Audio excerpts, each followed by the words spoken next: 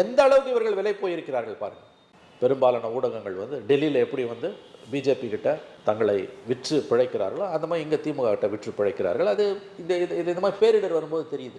இவ்வளோ நடந்திருக்கல, மந்திரி மேலே சேர்த்து அடிச்சிருக்காங்களே. எவனாவது ஒரு மீடியா இன்னைக்கு காமிச்சானா? அதை சோஷியல் மீடியா இல்லைனா வந்திருக்குமா? அது சோஷியல் மீடியா மட்டும் இல்லைனா ஒன்றுமே கிடையாது. மக்கள் படும் துயரங்களை பற்றி கூட உனக்கு கவலை கிடையாது. அவனுக்கு கல்லா ரொம்பனா போதும். மக்கள் பார்த்துக்கிட்டு இருக்காங்க, அதை மட்டும் மறந்துடாதீங்க. மக்களுக்கு உன்னிப்பாக பார்த்துக்கிட்டு இருக்காங்க. வைக்க வேண்டிய நேரத்தில் இவங்களுக்கு வைப்பாங்க ஆப்பு.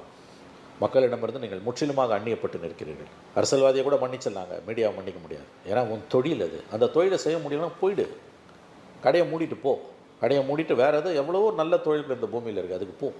ஏன்னா மக்கள் உங்களை நம்புகிறாங்க. ஒரு பேரிடர் காலத்தில் மக்களுக்கு உறுதுணையாக நிற்க வேண்டிய மீடியா அந்த கட்டத்தில் கூட, அந்த பேரிடர் காலத்தில் கூட, அந்த துயரமான நேரத்தில் கூட ஆளும் கட்சியோட ஊதுகுழலாக மாறி போகிறதுன்றது எவ்வளோ ஒரு அயோக்கியத்தனம். இதுக்கு மன்னிப்புண்டா நான் கேட்குறேன்.